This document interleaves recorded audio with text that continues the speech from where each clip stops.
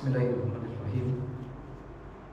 Assalamualaikum warahmatullahi wabarakatuh. Innal hamdalillah nahmaduhu wa nasta'inuhu wa nastaghfiruh wa na'udzu billahi min shururi anfusina wa min sayyiati a'malina. Man yahdihillahu fala mudilla lahu wa man yudlil falan tajida lahu waliyyan mursyida. Asyhadu an la ilaha illallah wahdahu la syarika lah wa asyhadu anna Muhammadan abduhu wa rasuluhu alladzi la nabiyya wa la rasula ba'dahu. Faqala Allah ta'ala fi kitabihil karim wa huwa asdaqul qailin wa nahnu ala dzalika minasy syahidin. Ba'da a'udzu billahi minasy syaithanir rajim. Ya ayyuhalladzina amanu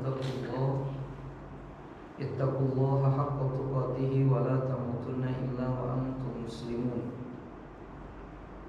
Wa qala ya ayyuhalladzina amanu ittaqullaha wa qulu qawlan sadida yuslih lakum a'malakum wa yaghfir lakum dhunubakum wa man yuti'illaha wa rasulahu faqad faza fawzan 'azima. Amma ba'du, fa inna asdaqal hadithi kitabullah wa khairal huda Muhammadin sallallahu alaihi wasallam wa syarrul umuri muhdatsatuha fa inna kulla muhdatsatin bid'ah wa kulla bid'atin dhalalah wa kulla dhalalatin finnar. Ikhwan fillah rahimakumullah. Ada sebuah komentar yang menarik yang disampaikan oleh salah seorang ulama yang kita kenal dengan nama Ibnu Qayyim al-Jauziyah. Beliau memberikan komentar ketika memberikan penjelasan tentang sebuah ayat dalam Al-Quran yang ada di Quran surat Al-Ankabut ayat 69. Allah berfirman di dalam ayat tersebut, "A'udzu billahi minasyaitonir rajim. Walladzina jahadu fina lanahdiyannahum subulana." Walladzina jahadu fina lanahdiyannahum subulana. Yang artinya orang-orang yang bersungguh-sungguh di jalan kami, maka sungguh kami akan berikan hidayah kepada mereka, petunjuk kepada mereka untuk istiqamah di jalan kami. Orang-orang yang bersungguh-sungguh di jalan kami, maka kami akan berikan petunjuk kepada mereka untuk senantiasa berada di jalan kami. Poin yang pertama, menurut beliau Ibnu Qayyim al-Jauzi, kata beliau, Allah subhanahu al-hidayata bil jihadi. Di dalam ayat ini Allah mensyaratkan turunnya hidayah dengan jihad. Allah mensyaratkan turunnya hidayah dengan jihad atau perjuangan. Kalau tadi kalimatnya, dan orang-orang yang bersungguh-sungguh berjihad maka akan diberikan hidayah. Berarti sebab turunnya hidayah diantaranya adalah jihad. Lalu kata beliau, fa'akmalan nas hidayatan a'zamuhum jihadan. Maka orang yang paling sempurna hidayahnya yang Allah berikan kepadanya adalah orang yang paling sempurna perjuangannya atau jihadnya. Wa afradul jihadi, dan di antara jihad yang paling utama adalah jihadun nafs, wa jihadul hawa, wa jihadul syaitan, wa jihadul dunia. Kata beliau, di antara jihad yang paling utama yang perlu kita lakukan sebagai seorang mukmin adalah untuk dapat hidayah Allah ada 4. Yang pertama jihadun nafs, yang kedua jihadul hawa, yang ketiga jihadu asyaitan, dan yang keempat jihadul dunia, jihadu ad-dunia. Apa perbedaan 4 jihad ini? Kata sebagian para ulama, jihadun nafs diartikan dengan mendidik jiwa, melatih diri, membiasakan diri atau jiwa ini senantiasa berada dalam hal-hal yang positif dan baik, karena tanpa dilatih akan berat. Ibarat contoh seseorang yang sudah melatih dirinya terbiasa memikul beban 50 kilo dengan orang yang nggak pernah memikul beban seberat ini. Walaupun usianya sama, fisiknya sama, kesehatannya sama, tapi kalau disuruh untuk memikul beban, mereka pasti akan beda capeknya gitu, Pak. Saya pahami kira-kira. Kita kuat insya Allah memikul 50 kilo, Pak. Tapi kalau dari sini 5 meter berulang kali, 30 kali gitu, kayaknya 2 kali udah letih. Beda dengan kuli. Kenapa kuli bisa? Karena dia sudah melatih dirinya untuk bisa itu gitu. Contohnya seperti mendidik jiwa untuk bangun pagi, mendidik jiwa untuk bisa melaksanakan saum sunnah dan lain sebagainya. Yang kedua kemudian jihadul hawa. Jihadul hawa diartikan adalah segala macam upaya yang berujung kepada kemampuan kita untuk mengendalikan hawa nafsu. Mengendalikan hawa nafsu. Segala macam upaya, tindakan, sikap yang kita lakukan dalam rangka mengendalikan hawa nafsu, bukan hawa nafsu yang mengendalikan kita, tapi kebalikannya. Kita pernah menjelaskan di dalam Islam, hawa nafsu itu bukan untuk ditiadakan, bukan untuk dimatikan atau untuk dibunuh. Walaupun Allah menegaskan dalam Al-Quran, inna nafsa la'ammaratun bisu. Sesungguhnya hawa nafsu itu cenderung mengajak orang kepada hal-hal yang buruk. Namun kata para ulama bukan berarti harus dihilangkan atau dimatikan. Perintah syariat kepada kita terhadap hawa nafsu adalah mengendalikannya. Seperti pernyataan Nabi SAW dalam sebuah hadis, laisa asyadidu bisur'ati innama asyadidu alladhi yamliku nafsahu indal ghadab. Orang yang kuat itu kata Nabi bukan orang yang mampu mengalahkan musuhnya dalam pergulatan, dalam pertempuran, tapi orang yang kuat itu kata Nabi yang mampu mengendalikan hawa nafsunya ketika amarah datang kepadanya. Tugas kita adalah menjadikan hawa nafsu bawahan kita. Karena nafsu atau hawa nafsu merupakan sebuah dorongan yang membuat seseorang bergerak, Pak, untuk melakukan sesuatu. Kayak semacam lapar contohnya. Ketika lapar muncul dorongan untuk bekerja nyari nafkah, mencari makanan. Itu karena hawa nafsu ada. Kalau dimatikan nanti bakal repot. Pernikahan butuh hawa nafsu biar terjadi kemudian yang disebut hubungan suami istri. Maka kalau dimatikan repot, bisa berbahaya. Makanya kasus ketika ada 3 orang sahabat datang kepada Aisyah bertanya tentang bagaimana ibadahnya Nabi SAW.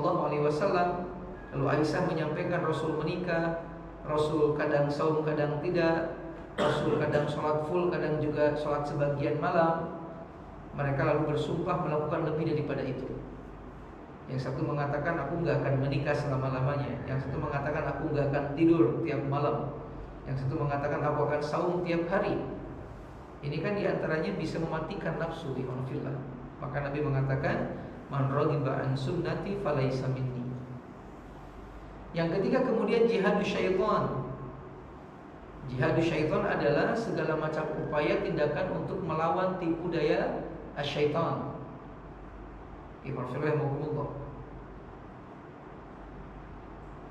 Yang keempat adalah jihadud dunia, yaitu berbagai macam upaya, tindakan, sikap, usaha agar tidak terpedaya dengan dunia. Agar tidak terpedaya dengan dunia. Hampir sama dengan hawa nafsu. Kita dituntut oleh Allah untuk menjadikan dunia di saku kita, bukan di hati kita. Sehingga akan lebih mudah dikeluarkan kalau disimpannya di saku. Tapi kalau sudah terikat dengan hati, sesuatu yang lebih kita cintai, biasanya berat untuk mengeluarkannya. Terlebih untuk hal-hal yang berhubungan dengan akhirat. Ikhwan fillah rahimakumullah. Nabi sallallahu alaihi wasallam pernah memberikan pesan kepada salah seorang sahabat namanya Abu Dzar Al-Ghifari radhiyallahu taala anhu. Kata beliau, "Ya Abu Dzarin, ma ahabbu anna li dhahaban mithla Uhudin." Wahai Abu Dzar, kata Nabi, sungguh saya tuh enggak mau punya emas sebesar bukit Uhud. Atau saya enggak mau ada orang datang ngasih saya emas sebesar bukit Uhud. Kemudian emas tersebut setelah 3 hari ternyata masih tersisa. Yang aku akan lakukan, kata beliau, kalau punya hal semacam itu, maka aku akan gunakan untuk bayar hutang, aku akan gunakan untuk ngasih si fulan, aku akan gunakan untuk berbagi. Lalu Nabi mengatakan, al-aktsaruna humul aqalluna yaumal qiyamah. Hati-hati, kata Nabi, banyak orang-orang yang hartanya ketika di dunia luar biasa, tapi di akhirat mereka justru sedikit kebaikannya. Illa man qala hakadha wa hakadha wa hakadha. Kecuali kalau orang tersebut ketika punya banyak harta, dia mengatakan ini untuk si fulan, ini untuk kebaikan ini untuk kebaikan ini untuk kebaikan ini. Ini pernyataan Nabi sallallahu alaihi wasallam. Ini 4 jihad yang disampaikan oleh Imam Ibnu Jauzi rahimahullah. Kemudian kata beliau, Ikhwan fillah, beliau mengatakan, faman jahada hadhil arba'ah fillahi hadahullahu subul ridha. Maka barang siapa yang memaksimalkan diri dengan 4 jihad ini karena Allah, maka dipastikan Allah bakal memberikan petunjuk kepadanya untuk mendapatkan ridhonya dan petunjuk untuk masuk ke dalam surganya. Wa man tarakal jihada fatahu minal huda bihasbi ma atala minal jihad. Dan barang siapa yang tidak maksimal dengan 4 jihad ini, maka hidayah yang akan dia dapatkan sejauh perjuangannya. Maka hidayah yang akan dia dapatkan sejauh perjuangannya, kata beliau. Nah, ikhwan fillah, dari pernyataan beliau ini, yang menarik adalah pernyataan sebagian para ulama ketika mereka memberikan penjelasan tentang bagaimana cara kita berjuang atau jihadun nafs, jihadul hawa, jihadul syaitan, dan jihadul dunia. Ternyata ada satu cara yang ketika dilakukan keempat-empatnya bisa tempuh. Apa itu? Kata mereka, thalabul ilmi. Thalabul ilmi. Kenapa? Karena mendidik jiwa. Kalau kita nggak punya apa yang perlu kita didikkan, ini tidak akan terjadi. Begitu pula mengendalikan hawa nafsu butuh ilmu. Melawan syaitan juga butuh ilmu. Termasuk juga menjadikan dunia sebagai sesuatu yang tidak kita cintai, sebagai wasilah untuk menggapai ridha Allah, ini pun sama butuh ilmu. Oleh karena itu, saya tidak bosan-bosan mengingatkan, ketika pagi ini Allah izinkan kita kembali untuk bisa bertemu, bermuajahah dalam rangka kegiatan thalabul ilmi. Ini sebuah anugerah yang sangat luar biasa, yang sangat layak untuk kita syukuri, ikhwan fillah. Mudah-mudahan dengan kesyukuran yang kita lakukan bisa menjadikan kenikmatan semacam ini dilanggengkan, ditambahkan, dan dilipat gandakan. Allah mengatakan dalam Al-Quran, la in syakartum la azidannakum wa la in kafartum inna adzabi lasyadid. Ikhwan fillah rahimakumullah. Berikutnya kemudian, ikhwan fillah rahimakumullah, kita akan kembali melanjutkan pembacaan atau pembahasan dan diskusi tentang sebuah kitab yang cukup fenomenal yang ditulis oleh Imam Ibnu Jauzi, yang diberi judul Talbis al-Iblis atau Talbisul Iblis dalam bahasa Arabnya. Tipu muslihat atau perangkatnya iblis. Sudah sampai mana Pak? Terakhir. Sudah masuk ke ini belum? Bab 1 selesai, bab 2 beres? Lupa.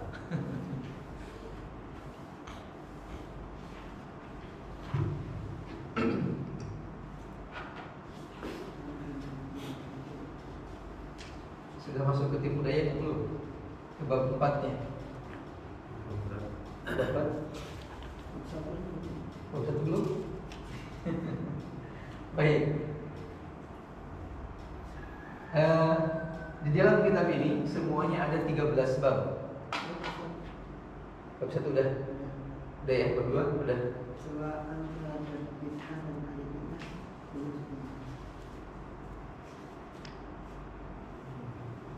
Kalau nggak salah di kitab ini ada 13 bab. Di bab yang pertama, Imam Ibnul Jauzi rahimahullah mengingatkan kita tentang pentingnya untuk berpegang teguh dengan Al-Quran dan Sunnah. Pentingnya berpegang teguh dengan syariat Allah, terutama dengan Sunnah. Imam rahimahullah. Awas, berbicara Sunnah di sini bukan Sunnah dalam konteks fikih yang dikerjakan dapat pahala, ditinggalkan dan berdosa, bukan. Tapi maksud Sunnah di sini adalah syariat Allah. Ya, baik yang hukumnya wajib, baik yang hukumnya sunnah, ataupun yang hukumnya makruh, termasuk yang hukumnya haram. Tetapi untuk yang wajib dengan yang sunnah ini harus dikerjakan. Untuk yang makruh dengan yang haram ini untuk ditinggalkan. Ya, kemudian berikutnya di poin yang kedua, Imam Ibnul Jauzi mengingatkan kita tentang bahaya bid'ah. Bahaya bid'ah. Dan mungkin pernah dijelaskan sebelumnya oleh sebagian asatid juga. Apa bid'ah, Pak?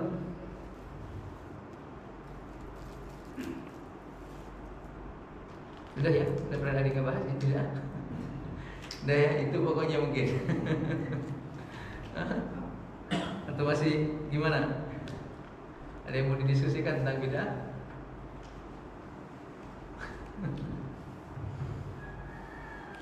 Sesuatu, sederhananya adalah sesuatu yang bukan bagian dari syariat tapi dianggap sebagai syariat.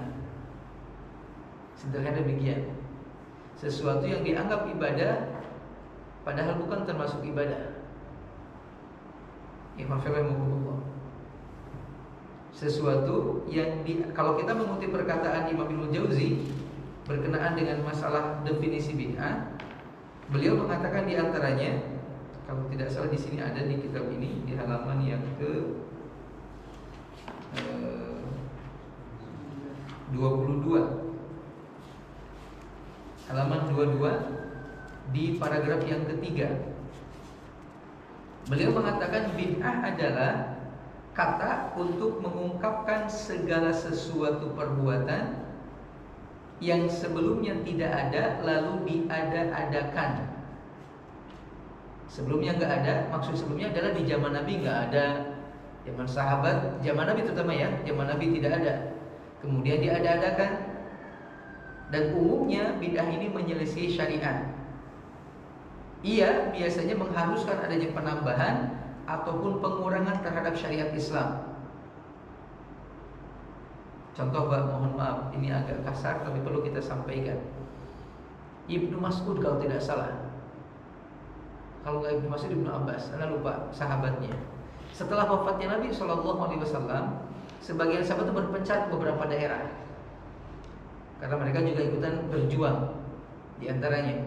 Nah, suatu ketika ada seorang sahabat yang tinggal di sebuah tempat, lalu tiba-tiba dia dapat kabar dari salah seorang manusia yang mengatakan bahwasanya saya menemukan sekelompok manusia yang beres melaksanakan sholat Mereka duduk ngumpul Pak, lalu mereka memegang semacam batu-batu kecil, kerikil-kerikil kecil.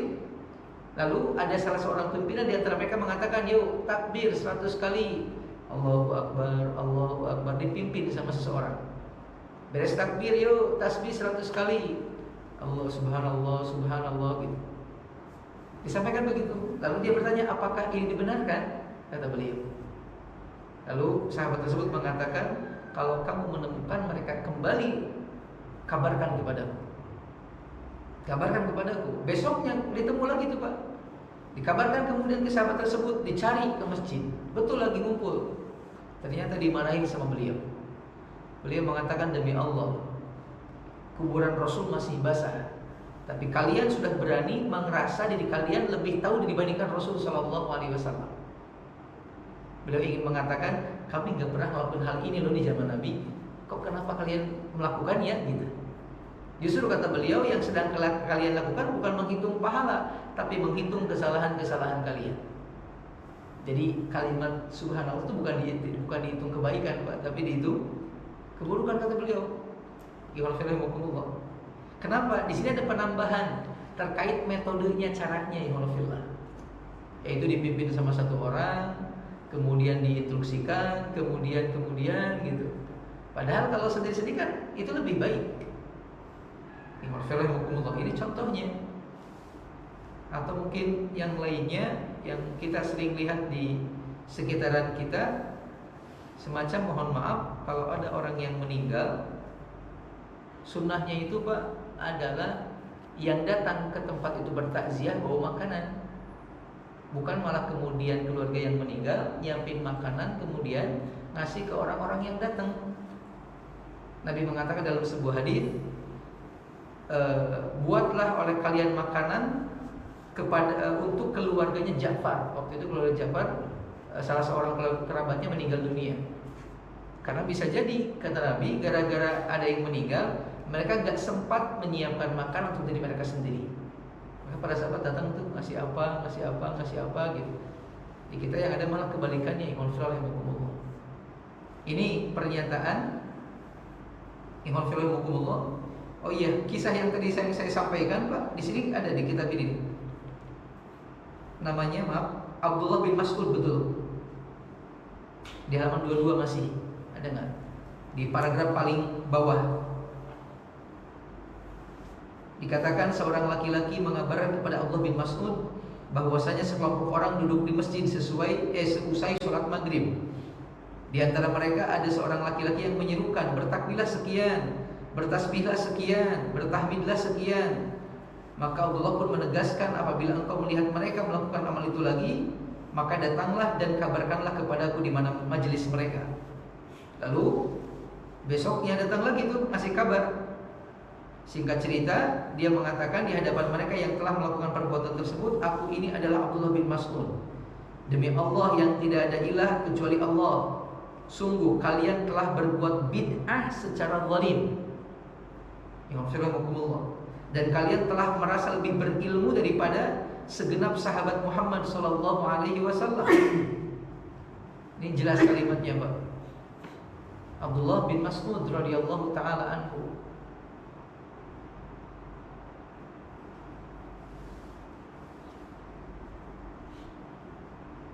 Ini di poin yang kedua, ya.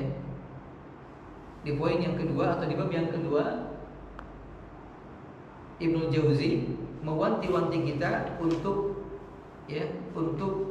jangan sampai jatuh dalam perbuatan bid'ah. Karena perbuatan bid'ah tidak akan dianggap sebagai sebuah kebaikan oleh Allah Subhanahu wa taala. Nabi mengatakan, "Man ahdatsa fi amrina hada ma laisa fihi fa huwa raddun." Barang siapa yang mengada-ngadakan sesuatu dalam urusan agama yang tidak ada pada agama tersebut, maka ia tertolak. Nabi juga mengatakan, "Man raghiba an sunnati falaisa minni." Barang siapa yang tidak senang dengan sunnahku, maka bukan termasuk golonganku. Dan di antara bentuk orang yang enggak senang sama sunnah adalah mengerjakan perbuatan yang bid'ah. Imam Filar rahimahumullah. Hati-hati. Cukup ya untuk bid'ah ya. Atau ada yang mau diskusikan? Ya. Bagaimana dengan bid'ah hasanah? Bagaimana dengan bid'ah hasanah? Bid'ah hasanah. Apa bid'ah hasanah itu artinya? Bid'ah yang baik. Pertama, berkenaan dengan bid'ah hasanah, kita memang tidak memungkiri adanya sebagian para ulama yang menyebutkan kalau bid'ah terbagi beberapa bagian. Di antaranya ada bid'ah hasanah. Di antaranya ada bid'ah hasanah. Namun perlu kita ketahui pertama, bid'ah hasanah tidak punya kategori, Pak. Tidak punya batasan-batasan gitu. Sehingga yang terjadi adalah orang menganggap semuanya baik. Bisa dipahami nggak? Batasan bid'ah hasanah itu apa sih gitu? Apakah mentang-mentang ada zikir dianggap bid'ah hasanah? Akhirnya kemudian bikin lagu isinya sholawatan gitu. Bisa dipahami nggak? Maksud saya tidak ada rambu-rambu itu nggak ada gitu. Tidak ada. Maka ketika orang menyampaikan adanya bid'ah hasanah, akhirnya orang seolah-olah menganggap saya pun bisa bikin bid'ah hasanah. Dan ini berbahaya. Kalau yang Anda pahami, bid'ah hasanah adalah sebuah perbuatan baik yang ada kaitannya dengan alat kayak semacam gini. Adzan pakai speaker, Pak. Itu bid'ah hasanah. Atau kita menyebutnya dalam istilah ilmu fikih itu atau usul fikih itu maslahah mursalah. Maslahah al-mursalah. Sesuatu yang ketika dilakukan hanya membantu gitu terwujudnya sebuah kegiatan agar lebih maksimal.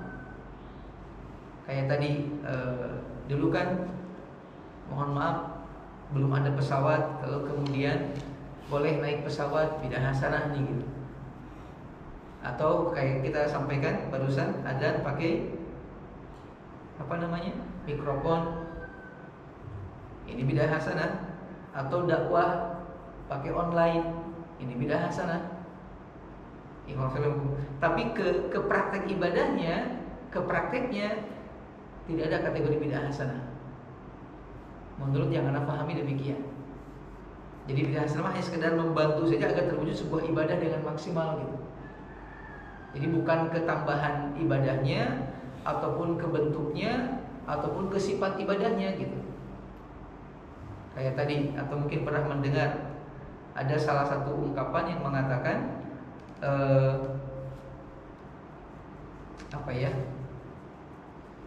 barang siapa yang membaca kalimat Al-Latifu sekian ribu kali, maka dia akan begini, dia akan begini. Itu bisa masuk kategori bid'ah, Pak. Kayak bid'ah hasanah karena yang disebut adalah lafaz Allah, Al-Latif, Al-Latif, Al-Latif gitu. Tapi nggak ada dasar argumentasinya, nggak ada dalilnya. Atau mungkin pernah mendengar beberapa ungkapan sholawat yang malah katanya lebih baik daripada sholawat yang diajarkan Nabi SAW.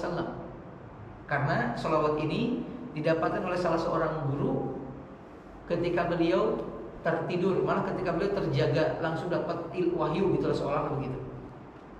Nah ini mohon maaf, walaupun judulnya sholawat, nggak bisa dikatakan bid'ah hasanah, karena yang ada malah justru hal-hal yang bisa mendatangkan murka Allah Subhanahu wa Ta'ala.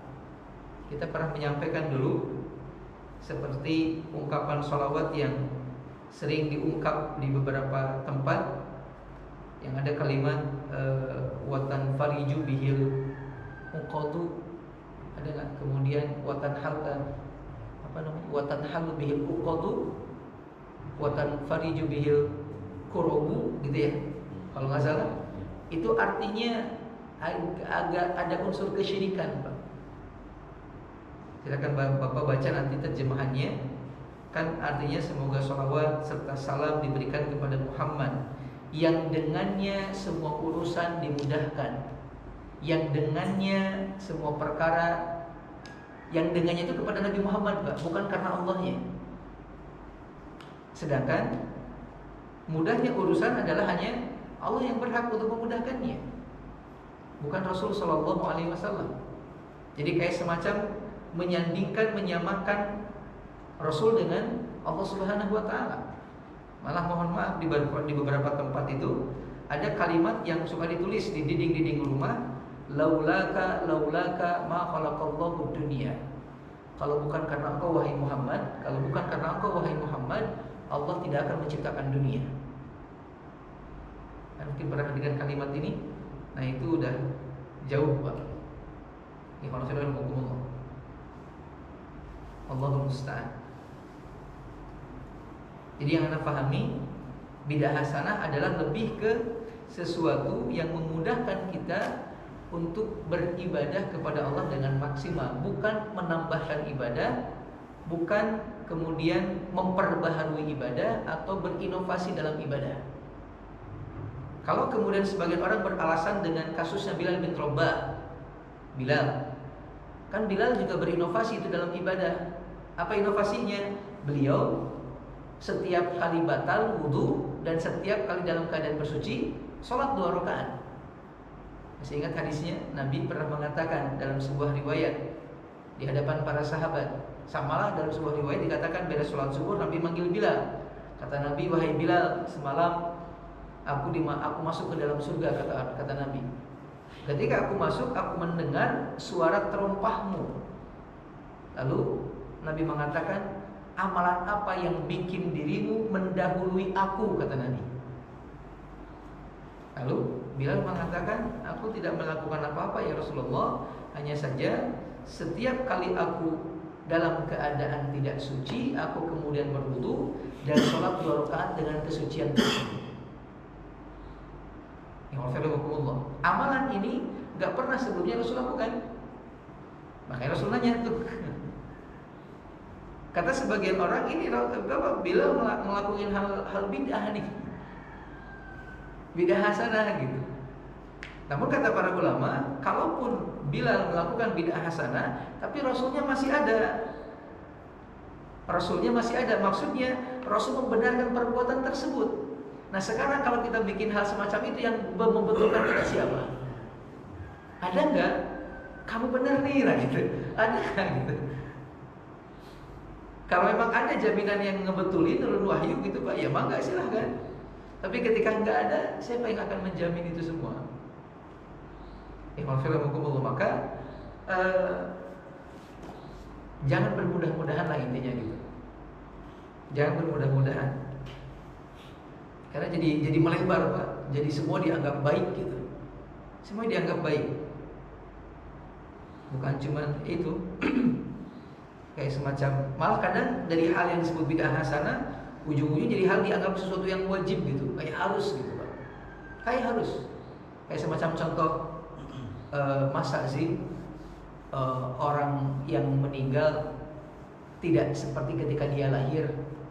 Kan lahir juga disambut gitu Pak, diakekahi gitu, dibikinkan acara gitu. Ketika meninggal juga sama, harusnya diantar, dibuatkan acara dan segala macam, sehingga kan muncul tuh hal-hal yang baru Pak ketika meninggal. Maka Bapak dalam bahasa Sunda teh naha benciga ngurub kucing, siga ngubur kucing cenah gitu. Kan kalau kucing mati kuburnya udah selesai gitu. Masa gitu ke orang gitu katanya.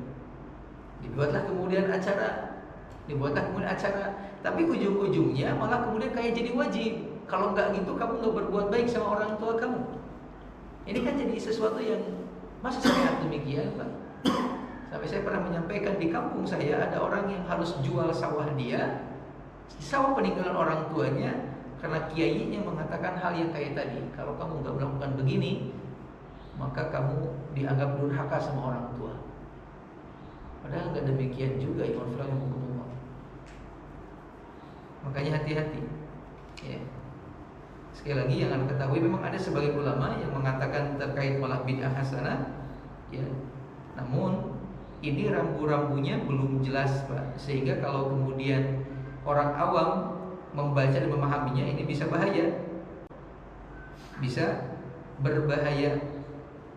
Saya coba kutip sebagian pernyataan para ulama terkait masalah bid'ah hasanah ini. Iwan filar rahimahumullah. Di antaranya pernyataan Imam Asy-Syafi'i rahimahullah taala. Maaf. Ya. Kata Imam Asy-Syafi'i, al-bid'atu bid'atani. Bid'ah itu dua macam. Bid'atun mahmudatun wa bid'atun madhmumatun. Yang pertama bid'ah mahmudah, yang terpuji. Yang kedua bid'ah madhmumah, bid'ah yang tercela.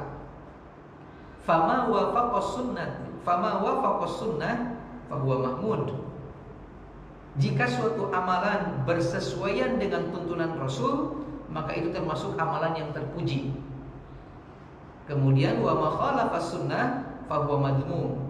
Tetapi kalau amalan tersebut menyelisihi tuntunan, maka itu adalah tercela. Itu adalah tercela. Ihwanillah.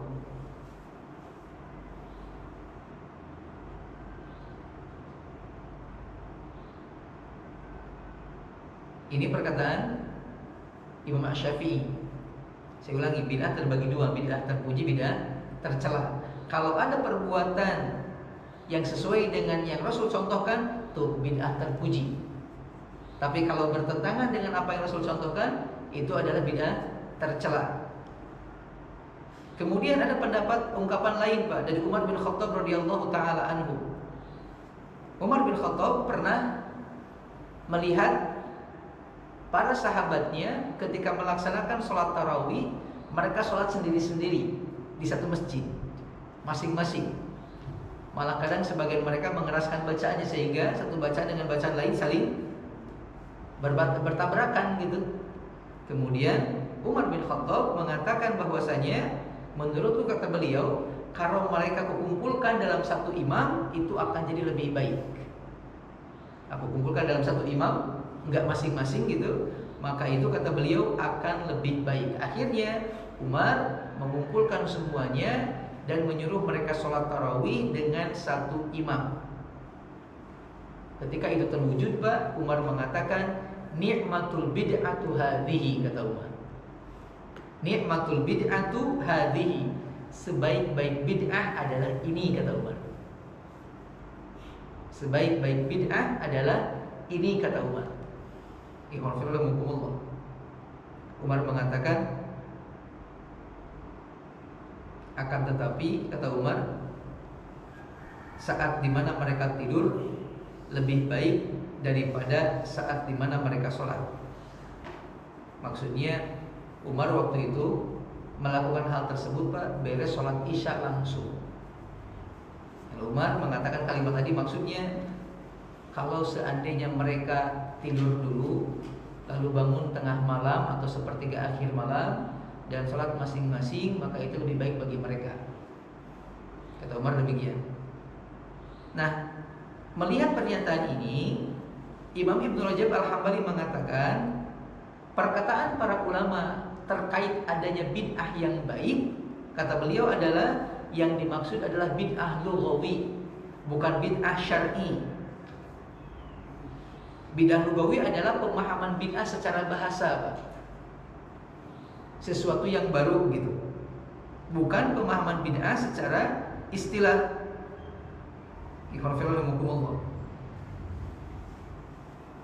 Karena sebenarnya perbuatan Umar itu mengumpulkan dalam satu imam bukan hal yang bertentangan dengan syariat. Kita pernah menyampaikan, Nabi juga dulu pernah Pak melaksanakan sholat tarawih dipimpin oleh Nabi langsung, tapi kemudian berhenti karena Nabi takut ini jadi sesuatu yang dianggap wajib oleh para sahabat. Maka Umar sebenarnya bukan melakukan hal yang baru di dalam hal itu. Cuman mengatakan ini adalah bid'ah yang baru karena di masa di masa Abu Bakar nggak ada gitu. Sam baru ada di masa di beliau itu Imam Firman. Jadi itu Imam Firman. Kemudian saya bacakan di sini kalau tidak salah pernyataan yang tadi Imam Asy-Syafi'i. Saya bacakan pernyataan Ibnu Rajab Al-Hambali juga ketika beliau menjelaskan pernyataan Imam Asy-Syafi'i. Imam Asy-Syafi'i mengatakan, kata Ibnu Rajab, wal muhdatsati dharbani ma uhditsa mimma yukhalifu kitaban aw sunnatan aw atharan aw ijma'an fa hadhihi al bid'ah ad-dhalal wa ma uhditsa min al khairi la khilafa fihi li wahidin min hadha wa hadhihi muhdatsatun ghairu madhmumatun. Perkara yang baru itu atau yang bid'ah itu ada dua macam. Yang pertama, yang dibuat-buat dan menyelisihi Al-Quran ataupun menyelisihi sunnah ataupun menyelisihi atarnya para sahabat atau ijma'nya para ulama. Maka kata beliau, ini termasuk bid'ah dhalalah. Bid'ah dhalalah. Sedangkan perkara yang masih dalam kebaikan, tidak menyelisihi dalil-dalil yang tadi, tidak menyelisihi hadis Nabi, kemudian perbuatan para sahabat, termasuk ijma'nya para ulama dan asalnya para tabi'in, maka hal itu tidak termasuk bid'ah yang tercela. Nah, Imam Syafi'i cuma memberikan gambaran umum aja, Pak. Sedangkan garis-garisnya nggak dibatasi, batasannya itu nggak disebutin gitu. Makanya kalaupun ini kita anggap ada, harusnya yang bisa mengatakan begini betul-betul orang yang berilmu banget gitu. Bukan sembarangan orang. Dan berilmu ya kayak mereka-mereka itu yang bisa hafal 30 juz Al-Quran, yang menguasai ilmu hadis berikut dengan periwayatannya. Bukan orang-orang yang kayak kita yang kadang susunan surat aja nggak tahu gitu. Ini perkataan Imam Asy-Syafi'i. Ibnu Rajab mengutip perkataan Imam Asy-Syafi'i rahimahullah. Kemudian juga rahimahumullah,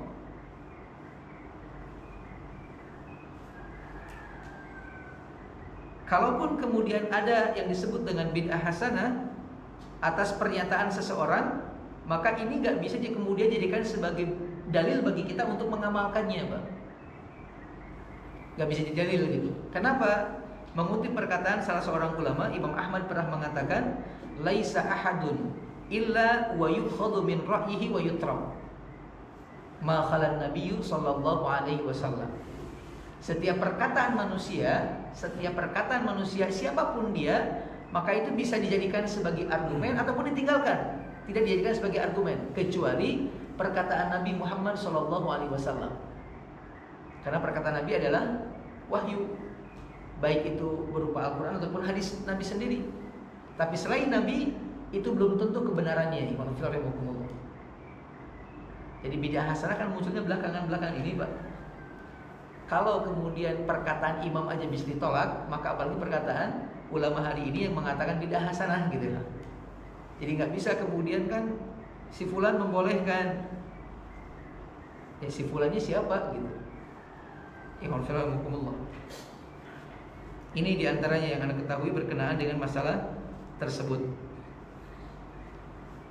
Jadi walaupun ada para ulama yang menyebutkan terkait bid'ah hasanah, namun tolong dipahami, tolong dibedakan ya terkait maknanya.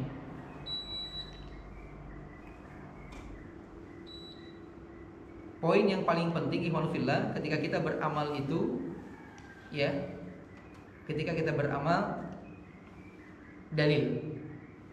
Itu poin yang paling penting. Pastikan ada sebuah ayat dalam Al-Quran itu Allah mengatakan qul hatu burhanakum in kuntum shadiqin. Ketika Allah mendebat orang-orang yang merasa benar dengan perbuatannya, Allah mengatakan ayo silakan datangkan bukti dalil yang kalian miliki. Kalau yang kalian lakukan merasa benar.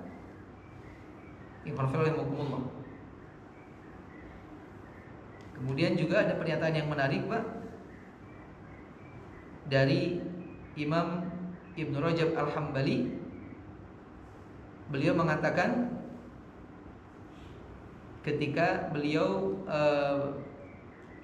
menjelaskan definisi yang disebutkan oleh Ibnu Hajar Al-Asqalani, kata beliau, fakullu man ahdatha syai'an wa nasabahu ila din wa lam yakun lahu aslun minad din yarji'u ilaihi fa huwa dhalalatun. Setiap yang diada-adakan, setiap yang dibuat-buat kemudian disandarkan kepada agama dan tidak memiliki dasar yang kuat berkenaan dengan hal tersebut, maka itu termasuk kesesatan, kata beliau. Berarti dalil nih, ininya dasarnya.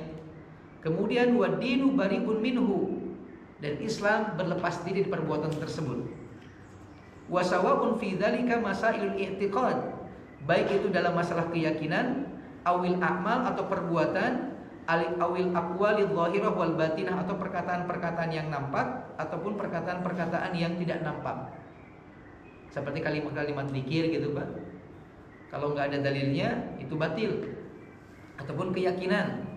Karena bid'ah itu bukan cuma dalam masalah perbuatan saja, bisa juga dalam masalah keyakinan. Masalah keyakinan seperti contohnya seseorang merupakan wali Allah. Setiap perkataannya adalah wahyu atau sesuatu yang harus diikuti. Ini bid'ah nih. Karena setelah Nabi wafat selesai itu wahyu terputus, Pak. Gak mungkin ada wahyu lagi setelah Rasul meninggal dunia. Ihwanfirullah.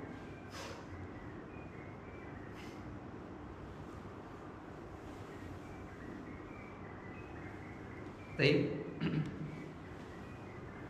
Jadi kalau kita simpulkan, sesuatu dianggap bid'ah kalau satu, baru, Pak, diada-adakan, nggak ada contoh sebelumnya.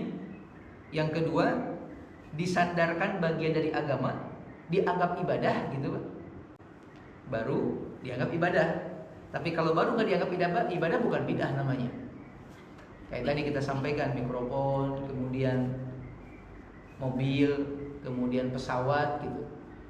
Kan tetap sah adzan nggak pakai mikrofon. Yang ketiga, ihwanfirullah, tidak memiliki dalil. Amalan tersebut tidak memiliki dalil, baik yang sifatnya khusus ataupun yang sifatnya umum. Ini 3 kriteria sesuatu dianggap bid'ah. Perbuatannya baru, sekali lagi, kemudian dianggap bagian dari agama, kemudian tidak punya landasan dalilnya, Pak. Baik dalil umum ataupun dalil yang khusus. Dalam sebuah riwayat ada salah seorang ulama yang menyebutkan perkataan Abdullah bin Umar atau Ibnu Umar. Ini perkataan yang kalau kita mau anggap ada bid'ah hasanah, apa? Ini menyelisihi perkataannya Imam Syafi'i. Apa kata Ibnu Umar? Beliau mengatakan kullu bid'atin dolalatun wa in ra'ahan nasu hasanatan. Setiap bid'ah itu menyesatkan walaupun orang menganggapnya baik. Bertabrakan enggak, Pak? Saya ulangi, beliau mengatakan setiap bid'ah itu adalah sesat walaupun orang-orang menganggapnya baik. Berarti nggak ada tuh bid'ah yang baik. Karena tadi penganggapan baik itu kan ke manusia, Pak, ke orang. Ini perkataannya Ibnu Umar radhiyallahu taala anhu. Bisa dilihat dalam kitab As-Sunnah dan sanadnya sahih. Ihwanfirullah.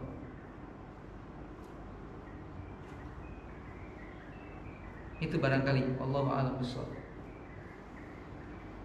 Allahu a'lam bishawab. Baik, kita ke sini dulu ya. Di bab yang ketiga, Imam Al-Jauzi atau Ibnu Jauzi menyampaikan kepada kita terkait masalah harusnya waspada terhadap fitnah dan tipu daya iblis. Maksudnya adalah ketika kita berupaya untuk berpegang teguh dengan sunnah, maka kita akan berhadapan dengan pertama ini. Yang kedua akan berhadapan dengan tipu daya iblis, tipu daya syaitan atau iblis. Maka hati-hati kata beliau. Nanti kemudian di bab berikutnya beliau akan sampaikan apa saja tipu daya setan ini. Nah, di bab yang keempat beliau menyampaikan terkait perbedaan antara gurur dengan talbis. Dalam istilah agama itu ada gurur, Pak, ada talbis. Apa bedanya? Kalau talbis kita pernah menyampaikan adalah upaya yang dilakukan oleh iblis untuk membuat manusia menganggap buruk jadi baik. menganggap salah jadi benar. Ini talbis namanya. Talbis adalah upaya iblis untuk menganggap sesuatu yang buruk jadi baik. Upaya iblis untuk menjadikan sesuatu yang jelek terlihat jadi indah. Sedangkan gurur adalah tertipunya manusia gara-gara talbis ini, Bang. Saya bilang kan, gurur adalah tertipunya manusia ketika dihadapkan dengan talbis ini. Dan biasanya dasar orang tertipu karena kebodohan atau ketidaktahuan.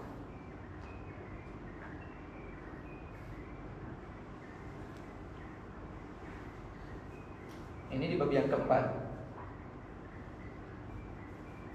Nah, baru kemudian di bab yang kelima beliau mulai menyebutkan tipu daya iblis untuk menyesatkan manusia. Di bab yang kelima.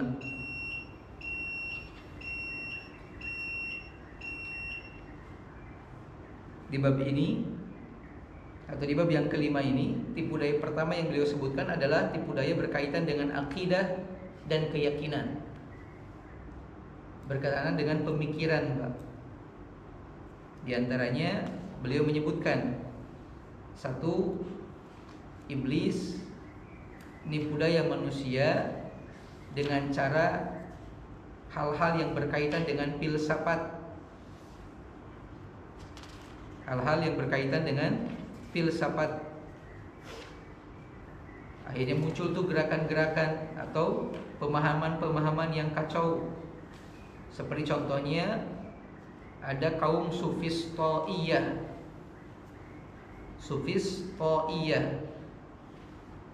Sufistoiyah ini adalah sekelompok manusia yang beranggapan bahwa segala sesuatu itu tidak punya hakikat. Saya juga pas baca agak bingung, Mbak. Tapi kalau Bapak pernah kuliah di jurusan filsafat, sepertinya pernah nyinggung ini, Mbak. Karena kalau nggak salah, saya pernah juga dengar hal ini, cuman karena nggak bisa memahami dengan maksimal, saya abaikan. Ini Sufistoiyah.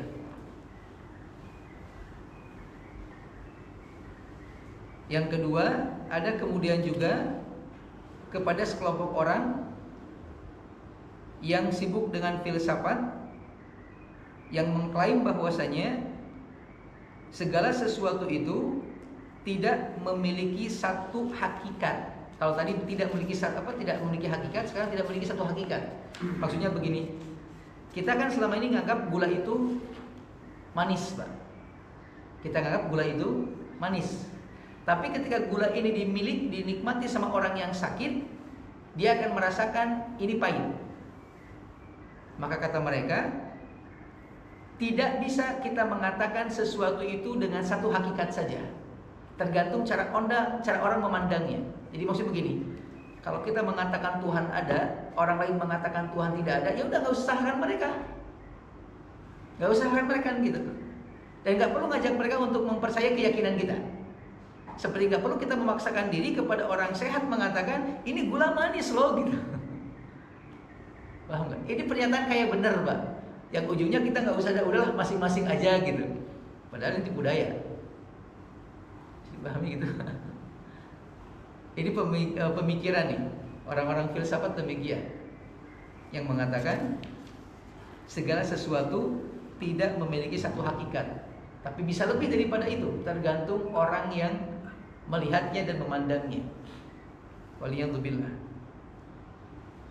Kemudian juga ada muncul kelompok lain namanya Dahriyin, atau kita nyebutnya dengan ateis, yang menganggap bahwasanya Tuhan itu tidak ada. Tuhan itu tidak ada. Ini pun sama, bisikan iblis, tipu daya setan, dan banyak orang-orang tertipu dengan hal ini. Ya. Kemudian juga beliau menyebutkan adanya orang-orang yang disebut dengan tobaiyin atau naturalistis. Naturalistis ini adalah keyakinan bahwasanya dunia ini muncul dengan alami, Pak, natural. Mungkin pernah mendengar ada kekuatan angin, kekuatan api, kekuatan air, dan kekuatan udara. 4 kekuatan alam menyatu dan membentuk yang disebut dengan dunia, disebut dengan alam semesta.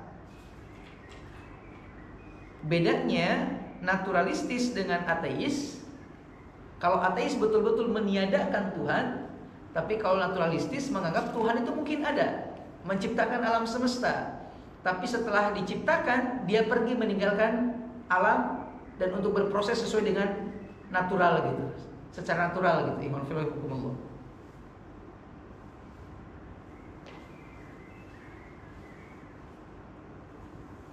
Ini. Berikutnya kemudian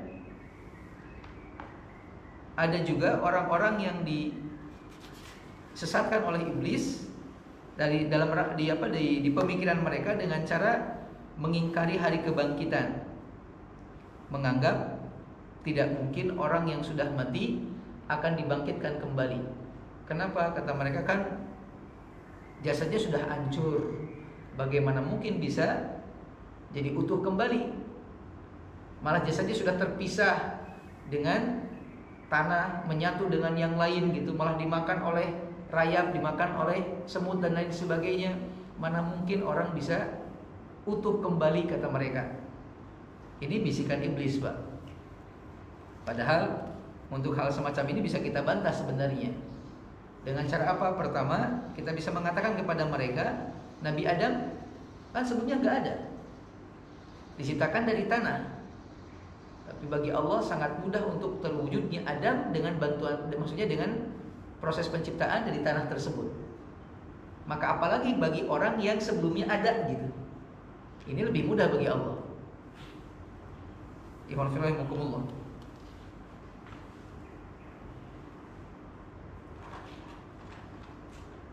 Kemudian sebagian orang juga tadi kita katakan ada yang beralasan, kan tubuhnya sudah bercampur dengan yang lain, gimana cara misahinnya gitu. Kan begitu.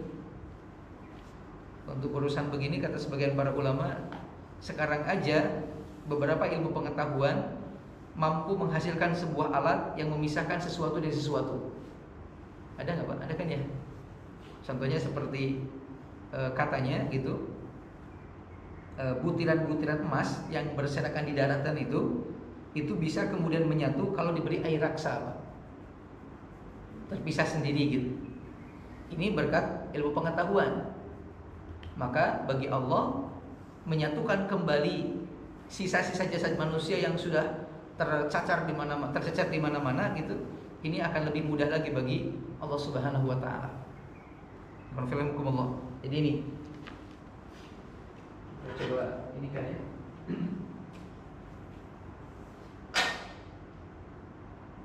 Yang pertama lewat pemikiran,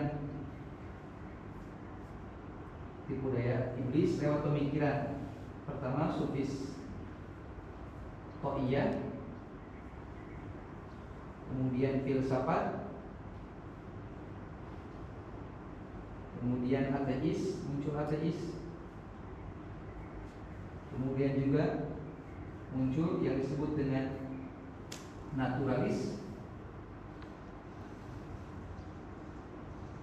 kemudian muncul juga orang-orang yang tidak mengakui kebangkitan.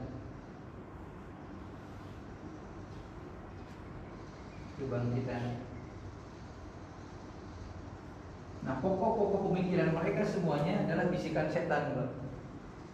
Karena sebelumnya nggak ada pengakuan seperti ini. Maksudnya, Nabi pernah mengatakan dalam sebuah riwayat, awalnya semua manusia berada dalam sunnah, dalam jalur, dalam syariat, dalam kebaikan, semua manusia. Tapi kemudian iblis menyesatkan mereka, membawa ke satu pemikiran yang kemudian dianggap benar, lalu kemudian diyakini gitu. Sampai nanti kemudian berikutnya diajak untuk menyembah berhala.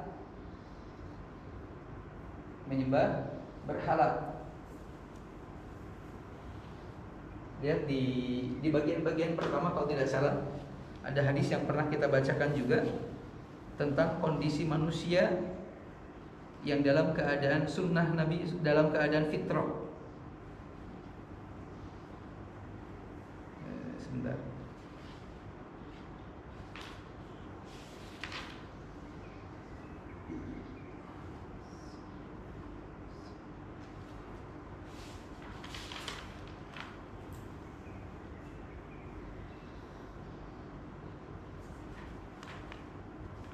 Mana ya?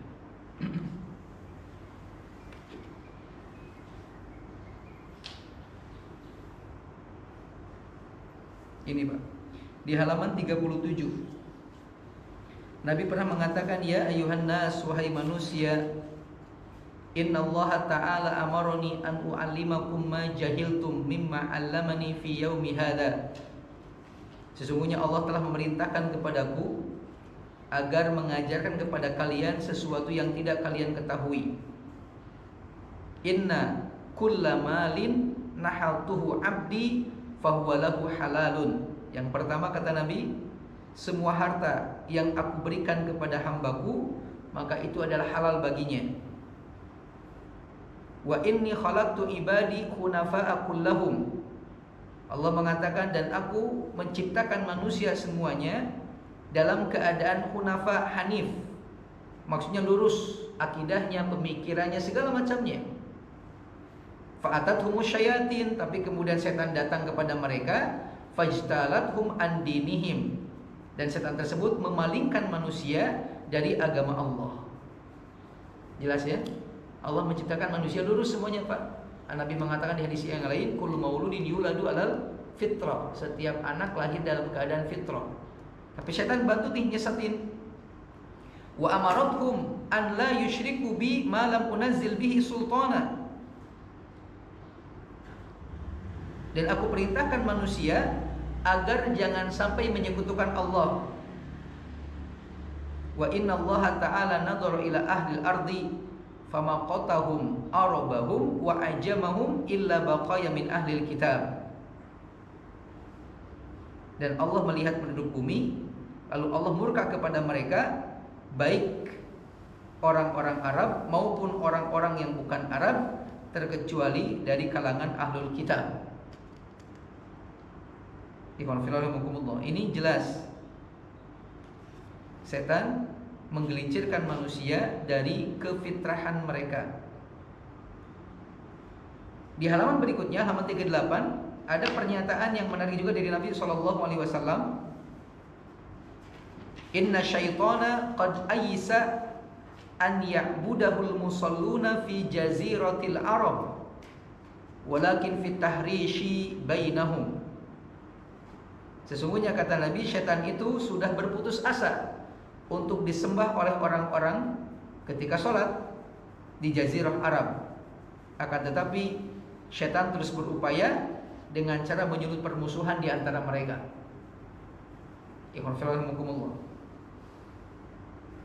Ini dua dalil yang menunjukkan kalau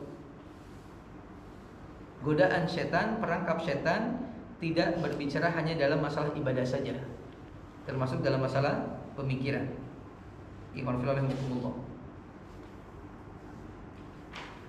Kemudian juga kata beliau, munculnya pemikiran reinkarnasi, Pak. Iblis menipu orang menganggap kalau roh seseorang yang sudah meninggal bisa pindah ke jasad yang lain. Ini ternyata sudah muncul, Pak, dari zaman-zaman dulu. Malah kata sebagian para ulama, ini sudah muncul di zamannya Fir'aun, musuh Nabi Musa alaihissalam. Jadi bukan baru-baru gitu. Yang kemudian dianut oleh sebagian oleh sebagian madhab dalam Islam. Malah ada sebagian orang-orang Syiah mengakui adanya reinkarnasi. Ada seorang ulama Syiah lihat kucing, kemudian dielus-elus, Pak, kucing keluar air mata. Tiba-tiba dia mengatakan, wah, ini kucing yang kemasukan roh ibu saya. Saya usap-usap, dia malah menangis gitu. Ini orang Syiah demikian, ada yang demikian. Waliyadzubillah.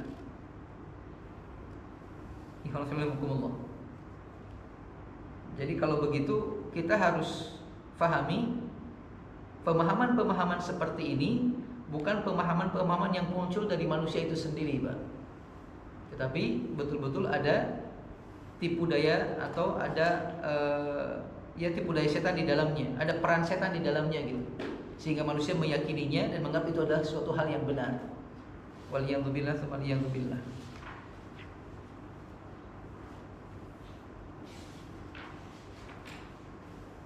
Taib iman fillah rahimakumullah. Sampai poin ini ada yang mau diskusikan lagi, Pak? Silahkan, Pak. Gimana? Assalamualaikum Ustaz. Salam. Masih mengenai bid'ah tadi Ustaz, karena landasan yang sering dipakai itu adalah amalan-amalan yang dilakukan mengenai berpikir segala macam itu kan memang bagian dari ajaran Islam Ustaz. Nah, ketika ada orang mengatakan ini bid'ah, padahal mereka melakukan zikir misalkan tahlilan misalkan aja. Nah, itu kan isinya zikir dan zikir bisa. Nah, dalam hal ini yang sering menjadi perbedaan di kaum muslimin, apakah itu memang bid'ah yang sebenarnya atau bukan bid'ah? Nah, kalau Ustaz sampaikan tadi kan bid'ah itu kan baru, kemudian dia bagian dari agama dan tidak ada landasan dalil. Nah, sebenarnya dalil itu sampai mana sih batasannya? Maksudnya kadang-kadang orang yang menyampaikan bahwa ini bagian dari agama karena ada dalilnya gitu. Nah, mereka menyebutkan nama ulama, menyebutkan kitab. Nah, itu sampai mana gitu. Nah, apakah ada yang mengatakan bahwa sebenarnya dari itu apa yang dari Rasulullah SAW, karena Rasul menyampaikan mana mina amal waisam ini fawaratun yasad. Kemudian wasyarul umur pun ada Tuhan misalnya. Nah, itu rujukannya hanya sampai pada Nabi SAW aja. Maksudnya ketika sudah bukan bagian dari Nabi SAW, berarti apa itu bid'ah gitu. Atau tadi sudah menyampaikan mungkin sampai Bapak Rasyidin seperti apa itu mungkin lebih bagaimana cara kita praktis itu dalam menyikapi hal ini Ustaz. Syukur jazakallahu. Oh iya, barakallahu fiik. Kalau Ana secara pribadi seperti yang tadi Ana sampaikan di awal atau di pembahasan sebelumnya, mengutip perkataan Ibnu Rajab Al-Hambali yang beliau mengatakan ma uhditha mimma yukhalifu kitaban au sunnatan au atharon au ijma'an fahadihi al-bid'ah ad-dhalal. Sesuatu yang menyelisihi kitab Allah, menyelisihi sunnah Nabi, menyelisihi atharnya para sahabat, dan menyelisihi ijma'nya para ulama, maka ini termasuk bid'ah dhalalah. Maka yang disebut dalil adalah Quran, sunnah, athar sahabat, dan ijma'. Quran, sunnah, athar sahabat, dan ijma'. Hal ini kemudian juga dikuatkan dengan beberapa pernyataan dari Nabi SAW. Nabi pernah mengatakan, alaikum bisunnati wa sunnatil khulafa'ir rasyidin al-mahdiyyin addu 'alaiha bin nawajid, kata Nabi. Pegang teguhlah sunnahku dan sunnahnya khulafa'ur rasyidin. Pegang dengan gigi geraham kalian, gigit erat, jangan sampai lepas. Berarti perbuatan khulafa'ur rasyidin termasuk juga bagian dari hal yang bisa dijadikan sebagai tuntunan dalam kehidupan. Allah juga mengatakan dalam Al-Quran satu ayat yang menarik, wasabiqunal awwaluna minal muhajirina wal ansar walladzina tabauhum biihsan radhiyallahu anhum wa radu'an. Dan selanjutnya, artinya, dan orang-orang yang pertama kali masuk Islam, baik dari kalangan muhajirin ataupun dari kalangan ansor, dan orang-orang yang mengikuti mereka dengan baik, maka Allah siapkan surga buat mereka. Ada kalimat dan orang-orang yang mengikuti mereka dengan baik. Berarti di sini jelas Allah mengizinkan kita mengikuti sahabat-sahabat yang lebih dulu masuk Islam, baik muhajirin ataupun ansor. Berarti yang hidup di zaman Nabi SAW. Ini juga bisa jadi dalil, Pak. Jadi kalau mana batasan dalil, ya itu tadi Quran, kemudian sunnah, kemudian atharnya para sahabat, perbuatannya para sahabat Nabi, dan ijma'nya para ulama.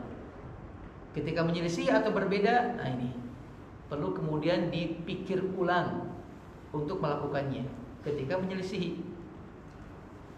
Yang ijma itu sampai tapi itu bangsa. Karena kan mereka sering muncul, ini ada kitabnya ini dari Syekh ini atau siapa gitu. Betul. Untuk ijma ini memang ada khilaf di antara para ulama. Sebagian mengatakan ijma hanya terjadi dulu saja di zaman para sahabat dan di zaman para tabi'in, ketika para ulamanya berkumpul di satu titik.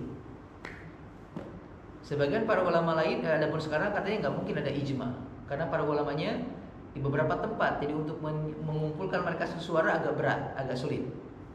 Tapi sebagian para ulama mengatakan masih bisa terjadi ketika memang disepakati oleh semuanya tentang sebuah hukum. Yang pasti ijma itu adalah bukan pendapat satu orang, Pak. Bukan pendapat satu kitab, bukan. Tapi ketika semua ulama mengatakan iya. Bisa dipahami nggak? Ya. Jadi kitab bukan termasuk. Kitab itu bukan nggak bisa jadi dalil. Ada kan kitabnya ini, kalau kemudian setiap kitab bisa jadi rujukan, apa kriteria kitab itu jadi rujukan? Berbahasa Arab? Kan ada juga, Pak, kitab-kitab agama Nasrani yang pakai bahasa Arab.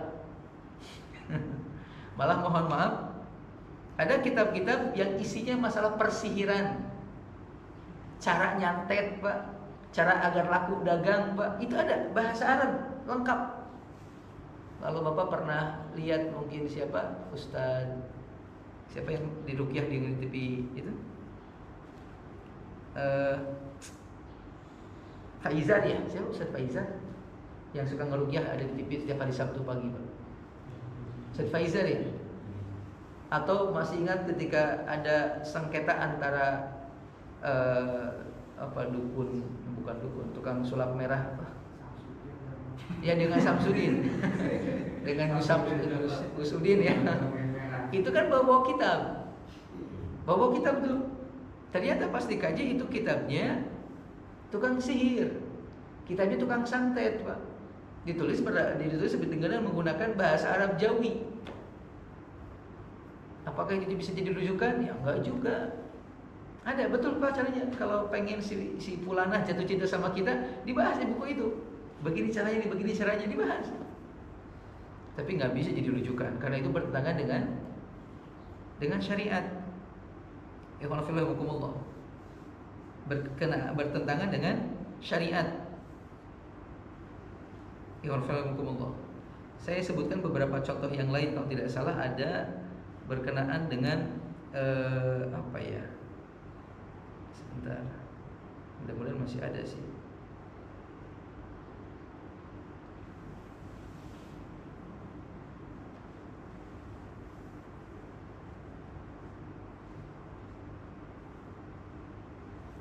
Nah ini contoh ijma, Pak. Ijma contoh yang pernah terjadi di kalangan para sahabat. Imam Bukhari menyebutkan dalam sebuah riwayat tentang Umar bin Khattab yang bertawasul dengan Abbas bin Abdul Muttalib. Abbas bin Abdul Muttalib ketika terjadi musim kemarau. Ya. Umar berdoa dalam salat istisqa beliau. Beliau mengatakan, Allahumma inna kunna natawassalu ilaika binabiyyina fatasqina wa inna natawassalu ilaika bi'ammi nabiyyina faskina. Yang artinya, ya Allah, dulu ketika Rasul masih hidup, kami bertawasul ke Nabi ketika minta bantuan. Kalau kemarau pengen hujan, datang ke Nabi minta didoain. Dan ketika Nabi doakan, hujan pun turun. Sekarang nabinya sudah wafat. Akhirnya kami minta bantuan ke pamannya Nabi Abbas bin Abdul Muttalib. Maka tolong berikan kemudahan kepada kami, turunkan hujan kepada kami. Dan ternyata hujan pun turun. Jadi kalimat ini kata para ulama, para sahabat sepakat bahwasanya tidak ada tawasul kepada kuburan Nabi SAW. Ijma. Maka kalau kemudian muncul pendapat yang mengatakan datang ke kuburan si fulan minta bisa lancar usaha, bisa apa? Nah, bertentangan dengan ini, Pak. Bertentangan dengan ijma. Bisa dipahami gitu. Bertentangan dengan ijma, ikhwan fillah rahimakumullah. Dalam sebuah riwayat maaf. Mana ya? Karena ada sebuah buku Pak yang jelas di dalam buku itu dikatakan nanti kalau ke kuburan Nabi kemudian lakukan begini, terus minta begini kalimatnya begini gitu. Itu jelas gitu, ada kalimat-kalimat yang bertawasul kepada Rasulullah SAW yang sudah meninggal dunia. Ini bertentangan dengan ijma. Ikhwan fillah rahimakumullah. Atau contoh yang lain. Ikhwan fillah rahimakumullah. Ada sebuah pernyataan yang menyebutkan bahwasanya kunna naro al-ijtima'a ila ahli al-mayyiti wa san'at at-ta'ami minan niyahati. Ya, ada sebuah athar pendapat dari banyak para ulama dan dianggap sebagai ijma mengatakan kami menganggap berkumpul-kumpul di keluarga mayit dan membuat makanan setelah pemakaman termasuk bagian dari niyahah. Niyahah itu adalah ratapan, hal yang dilarang dalam Islam. Bisa dipahami? Ternyata ini adalah ijmanya para sahabat katanya gitu. Sekarang malah yang terjadi sesuatu hal yang dianggap sunnah, malah dianggap wajib seperti yang tadi kita sampaikan. Berarti bertentangan dengan ijma. Ikhwan fillah rahimakumullah. Atau kalau nggak salah ada satu lagi,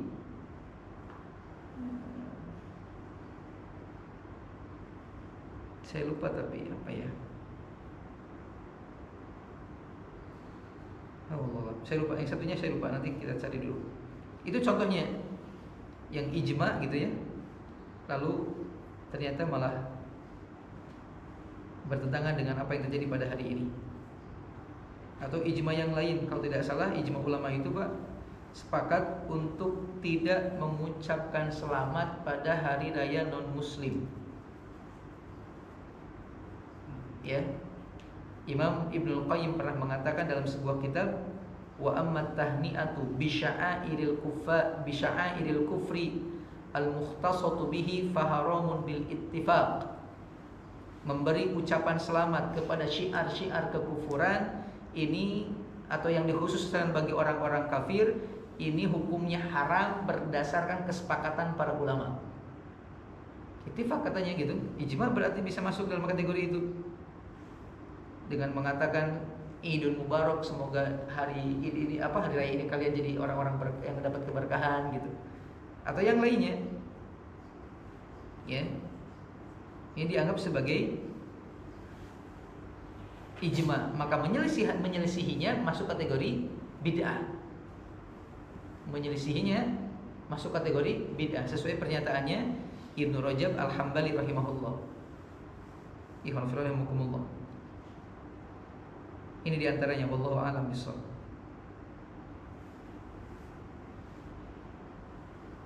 Itu barangkali Pak. Jadi dalilnya adalah Quran, Sunnah, Athar, Ijma. Ketika bertentangan dengan 4 hal ini, maka sebaiknya waspada. Jangan sampai bermudah-mudahan untuk melakukan sebuah amalan. Ada sebuah buku yang bisa mungkin Bapak kaji tentang kumpulan ijma'nya para ulama. Kumpulan ijma' para ulama. Buku yang dibahas dalamnya ijma' dari mulai dulu sampai kemudian terakhir kontemporer. Biar nanti ketika ini bisa jadi perbandingan gitu lah. Ya. Tapi saya lupa judul bukunya, tapi ada bukunya. Ijma' para ulama terkait masalah masalah ijma' para ulama.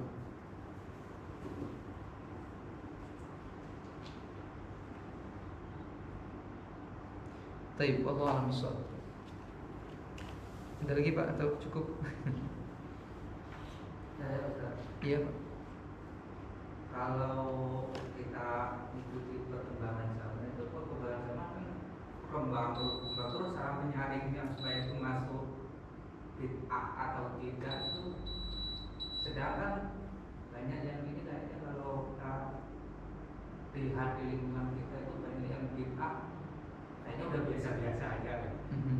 Dan yang dilakukan bahkan menjadi ilmu yang dikembangkan itu gimana ya sama kita? Pertama, ini bukan sesuatu hal yang aneh, Pak, tapi sesuatu yang sudah Rasul kabarkan jauh-jauh hari. Nabi mengatakan, Bada'al Islamu ghariban wa sayaudu ghariban kama bada'a fatuba lil ghuraba. Islam ini pas awal-awal datang dianggap sesuatu yang asing. Nanti juga menjelang hari kiamat akan dianggap sebagai sesuatu yang asing, sebagaimana permulaannya. Tapi walaupun demikian, berbahagialah kata Nabi bagi orang-orang yang asing. Maksudnya bagi orang-orang yang tetap istiqomah dalam sunnah. Ketika Bapak tahu di sekitar Bapak sudah mulai merebak hal-hal yang berbau bid'ah, fokus saja di sunnah, Pak. Fokus di sunnah. Gimana cara ngebedainnya mana bid'ah, mana bukan bid'ah? Cari yang sunnah. Jangan sibuk ngebedakan mana bid'ah, mana bukan bid'ah. Udah fokus di yang sunnah aja. Gimana caranya? Kriterianya tadi sederhana. Ada sandarannya enggak? Pernah dilakukan dulunya enggak gitu. Itu sandarannya. Ada dalilnya enggak? Udah gitu aja. Ketika kemudian ada dalil, ya udah diamalkan. Ketika enggak ada dalil, telah saya cari yang ada dalil aja dulu. Karena jujur kita katakan, ibadah yang berdasarkan dalil masih lebih banyak daripada kita harus berinovasi dengan sebuah ibadah baru. Sekarang ini yang ada seolah-olah nggak cukup dengan ibadah yang udah ada gitu, pengen yang lain gitu. Jadi gitu mungkin Pak, ya. Dan perkembangan zaman ini sebenarnya tidak akan merubah agama. Karena di antara kesempurnaan Islam adalah dia akan senantiasa sesuai dengan perkembangan zaman, Pak. Walaupun modern sudah tingkat dewa gitu bahasa kasarnya, Pak. Enggak, tetap syariatnya tetap ada gitu, nggak bisa berubah. Seperti mohon maaf, mungkin pernah mendengar ya berkenaan dengan masalah orang-orang yang umroh tapi wudunya pakai semprotan. Pernah dengar, Pak? Wudunya pakai air semprotan gitu. Seolah-olah ini berkaitan dengan perkembangan zaman. Ikhwanifillah. Padahal mohon maaf, ya, mohon maaf. Ini salah. Kalau umroh, tawaf kemudian batal, maka katanya bisa tuh pakai air disemprotin gitu, pakai botol kecil. Nanti gini oh masa sampai masuk medsos segala macam lah. Ternyata ini udah dibahas oleh para ulama jauh-jauh hari, Pak. Kata mereka diantaranya adalah di dalam wudu itu ada dua hal yang perlu kita perhatikan. Yang pertama ada al-ghuslu, ada al-mashu. Kan di dalam Al-Quran itu ada kalimat fagsilu wujuhakum. Cucilah tangan-tangan kalian, cucilah wajah-wajah kalian, wa aidiakum, dan tangan-tangan kalian. Kemudian juga cuci kaki-kaki kalian. Tapi ketika kepala Allah mengatakan wamsahu, dan mashulah, usaplah kepala kalian. Ada al-ghuslu, ada al-mashu dalam wudu itu. Apa bedanya al-ghuslu dengan al-mashu? Ikhwanifillah. Kata sebagian para ulama, disebutkan bahwasanya al-ghuslu itu adalah mengalirkan air pada anggota badan. Al-ghuslu adalah mengalirkan air pada anggota badan. Ketika disemprot itu air nggak dialirkan, Pak. Ketika semprot nggak dialirkan. Sedangkan al-mashu adalah membasahi anggota badan tanpa harus mengalirkan air. Ketika pakai semprotan maka semuanya al-mashu, bukan al-ghuslu. Ngerti nggak? Saya ulangi, di wudu itu ada dua jenis perbuatan, ada al-ghuslu, ada al-mashu. Al-ghuslu wajah, tangan, kaki. Al-mashu kepala. Al-ghuslu mengalirkan air. Al-mashu tidak perlu mengalirkan air. Ketika pakai semprotan maka semuanya al-mashu. Karena emang nggak ada air yang dialirkan. Paham gitu? Maka mereka menyebutkan bahwasanya ini nggak sah. Saya mengutip perkataan salah seorang ulama dalam kitab At-Tashil fi Ulumi Tanzil. Kata beliau, wal farqu bainal ghusli wal mashi annal masha imrarul yadaini bil balal alladhi yabqa minal ma'i wal ghuslu inda Malik imrarul yad bil ma'i wa inda Syafi'i imrarul ma' wa illam yakun yadulluka bil ma' yadulluka bil ma' atau yudallika bil ma'. Beda antara al-ghuslu dengan al-mashu adalah al-mashu membasahi tubuh dengan usapan tangan yang telah dibasahi air. Bisa dipahami? Membasahi tubuh dengan usapan tangan yang sudah dibasahi air. Makanya kalau bagian kepala tidak perlu air gitu Pak, kemudian nggak perlu gitu. Cukup basah aja udah selesai itu untuk bagian kepala. Tetapi al-ghuslu adalah mengalirkan air dengan bantuan tangan. Gitu. Ditampung air di sini, baru kemudian disimpan air di sini, baru kemudian, nah gitu Pak. Itu al-ghuslu. Ini menurut pendapatnya Imam Malik. Begitu pula menurut Imam Asy-Syafi'i. Malah kata Imam Syafi'i, al-ghuslu cukup dengan mengalirkan air tanpa harus dengan bantuan tangan. Jadi boleh juga kayak kebanyakan orang Pak, keran dibuka gitu doang gitu Pak, semua dianggap cukup gitu katanya. Nah kalau pakai spray gitu Pak, itu nggak masuk kategori al-ghuslu. Ya, kecuali mungkin disemprotnya banyak gitu sampai iya tertampung. Kemudian baru dipakai. Tapi kan kalau gitu nggak mungkin sebotol gini Pak.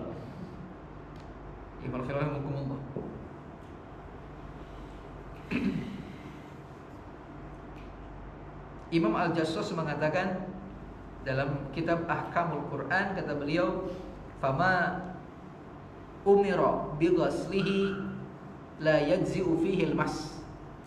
Maka setiap anggota badan yang diperintahkan untuk dicuci tidak cukup dengan dibasahin doang, harus dicuci memang. Setiap anggota badan yang harus di al-ghuslu nggak boleh pakai al-mashu. Maka dengan hal tersebut tadi kita sampaikan itu, wallahu a'lam bishawab. Jadi walaupun zaman sudah berubah dalam konteks teknologi dan segala macam, tetap syariat itu demikian Pak, tidak ikutan berubah. Tidak ikutan berubah. Jadi walaupun di sekitar kita lalu kemudian beranggapan akhirnya menjadi boleh melakukan bid'ah hasanah karena perkembangan zaman, ini sebuah hal yang nggak bisa dibenarkan. Fokus kita hanya pada hal-hal yang fokus kita hanya harus pada hal-hal yang betul-betul dianggap bagian dari ibadah dan ada contohnya dari Rasul ataupun orang-orang yang dimuliakan oleh Allah Subhanahu wa taala, yaitu para sahabat, para tabi'in dan para ulama. Ya, wallahu a'lam bishawab. Wallahu a'lam bishawab.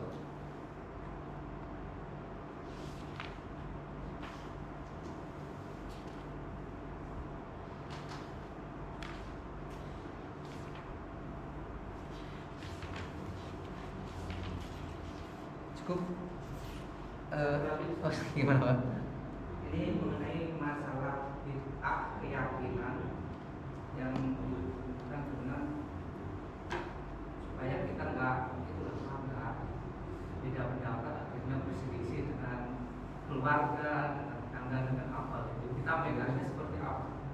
Misalnya gini, di lingkungan saya itu ada yang megang paham ini, inginnya itu bersatu ini, tapi akhirnya nggak ada yang mau karena ini. Akhirnya dengan saudara sendiri akhirnya nggak cocok, akhirnya ya berselisih. Kita gimana ya menyikapinya? Baik. Ini juga sebenarnya Pak, kalau kita sedikit merenung, termasuk bagian dari talbis. Talbis itu nggak apa-apa lah berbeda, yang penting nyatu. Nggak apa-apa lah beda pemahaman, yang penting kita bersatu gitu. Sampai kapanpun Pak, yang namanya berbeda gak akan bisa nyatu Pak. Silakan direnungkan, gak akan mungkin, karena masing-masing punya idealisme masing-masing sendiri-sendiri gitu. Maka gak bisa, ya. Satu si A gabung dengan Ahlus Sunnah gitu. Bisakah mereka menyatu? Enggak akan bisa, Pak. Dan sudah terbukti, sejarah juga menunjukkan hal tersebut.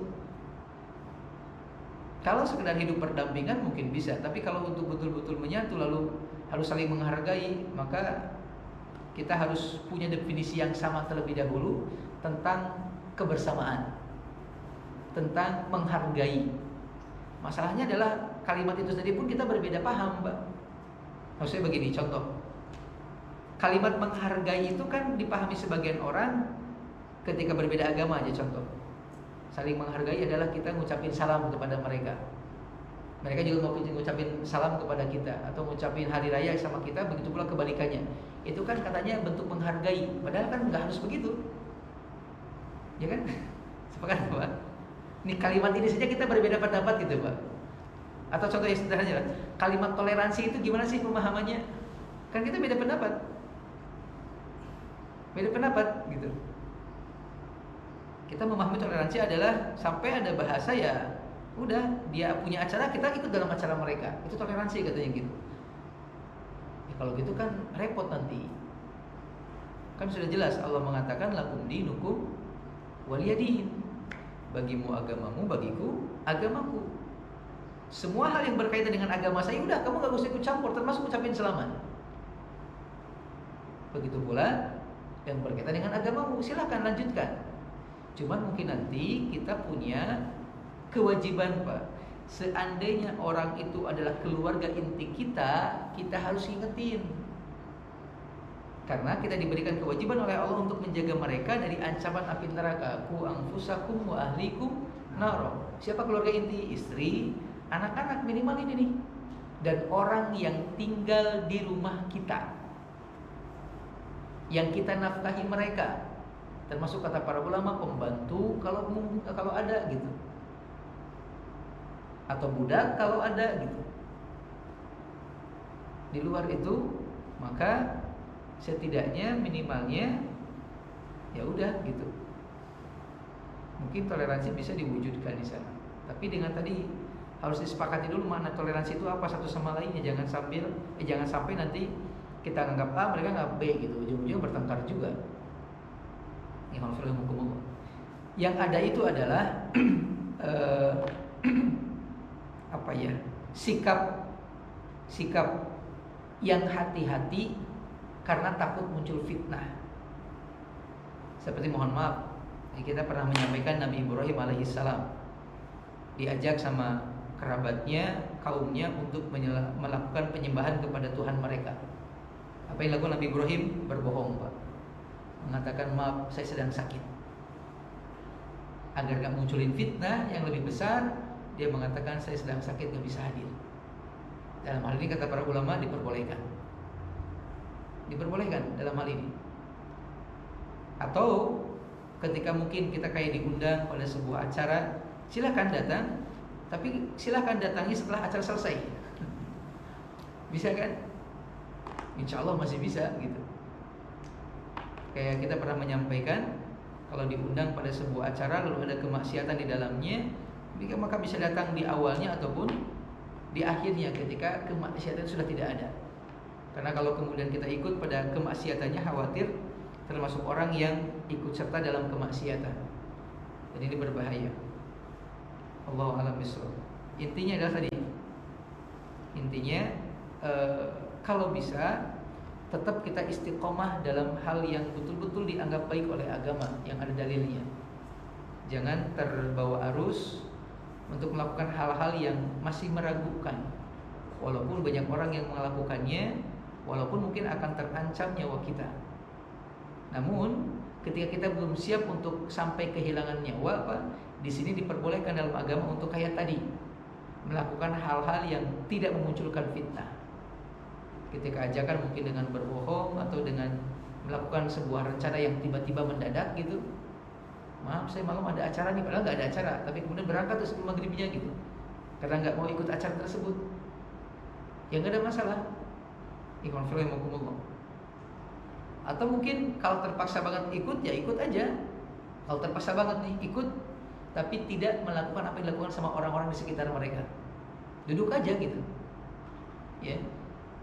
Duduk aja hanya sebatas untuk agar ya dianggap adalah gitu. Kayak di kampung-kampung suka ada pertanyaan, gimana kalau di keluarga ayah saya meninggal dunia, lalu kemudian diharuskan mengadakan sebuah acara gitu. Ketika saya nggak hadir, dianggapnya saya orang yang keras dan segala macam. Apa mungkin kemudian saya duduk cuma di dapur doang gitu, minimal liatin muka ke orang kalau saya ada gitu. Sebagian mengatakan ya kalau memang itu cara yang terbaik nggak ada masalah, silakan sambil banyak istighfar kepada Allah. Dan ada minimal pengingkaran dalam hati kalau ini hal yang tidak baik gitu. Namun yang terbaik adalah Anda tidak berkata itu yang terbaik. Ikhwan fillah rahimakumullah. Wallahu a'lam bishawab. Wallahu a'lam bishawab. Ikhwan fillah rahimakumullah, berbicara tentang masalah ini memang pembicaraan yang tidak akan ada henti-hentinya, Pak. Tidak akan henti-hentinya kecuali kita merasa cukup dengan setiap syariat yang sudah diperintahkan oleh Allah, dicontohkan oleh nabinya dan oleh para orang-orang pilihannya. Kalau kita cukup dengan perbuatan mereka, tauladan dari mereka, sebenarnya nggak usah diperbincangkan lah masalah ini mah gitu. Cuman ada perasaan di mana kita kadang merasa kurang afdol nih kalau ini nggak begini, kurang afdol nih kalau ini nggak begini gitu. Padahal secara tidak langsung kalau itu kita lakukan, berarti kita telah merasa lebih hebat, lebih mampu, lebih pintar daripada orang-orang yang sudah Allah pilih, Pak. Seperti perkataan tadi Ibnu Mas'ud kepada orang-orang yang melakukan zikir setelah sholat maghrib, kalian merasa lebih hebat daripada sahabat Rasul Shallallahu Alaihi Wasallam. Maka hati-hatilah, waspadalah, dan mohon maaf, jangan dianggap hal semacam ini adalah larangan untuk ibadah, Pak. Bukan. Ini nggak boleh, ini nggak boleh, ini nggak boleh, ini bidah, ini bidah, ini bidah. Berarti nggak boleh ibadah dong? Bukan nggak boleh ibadah. Bukan nggak boleh ibadah. Silahkan ibadah, tapi pastikan ibadah itu berdasarkan dalil. Karena kelak nanti pada hari kiamat Allah akan nanya terkait amalan kita, terkait ilmu kita, atau terkait dalil. Maka jangan sampai perbuatan kita justru malah membuat kita makin tersiksa kelak di hari kiamat. Waliyadzubillah. Mungkin cukup ya, insyaallah di kesempatan pagi ini. Mohon maaf kalau banyak hal yang kurang berkenan. Terima kasih atas kebersamaannya sampai di pagi ini. Semoga apa yang kita bahas sedikit ataupun banyak ada manfaat dan hikmah yang bisa diambil. Usi nafsi wa iyyakum bitaqwallah. Saya wasiatkan dari saya pribadi dan rekan-rekan semua untuk terus meningkatkan takwanya kepada Allah Subhanahu wa taala, karena dengan ketakwaan Allah akan memberikan banyak pertolongan dalam kehidupan, baik di dunia ataupun kelak di akhirat. Innallaha wa malaikatahu yusholluna 'alan nabi ya ayyuhalladzina amanu shallu 'alaihi wa sallimu taslima. Allahumma shalli wa sallim wa barik wa an'im wa zid 'ala nabiyyina Muhammadin wa 'ala alihi wa ashabihi wa man tabi'ahum bi ihsanin ila yaumiddin. Rabbana la tuzigh qulubana ba'da idh hadaitana wa hab lana min ladunka rahmah innaka antal wahhab. Rabbana atina fid dunya hasanah wa fil akhirati hasanah wa qina adzabannar. Subhana rabbika rabbil izzati amma yasifun. Subhanakallahumma bihamdika asyhadu an la ilaha illa anta astaghfiruka wa atubu ilaik. Walhamdulillahi rabbil alamin. Assalamualaikum warahmatullahi wabarakatuh. Waalaikumsalam.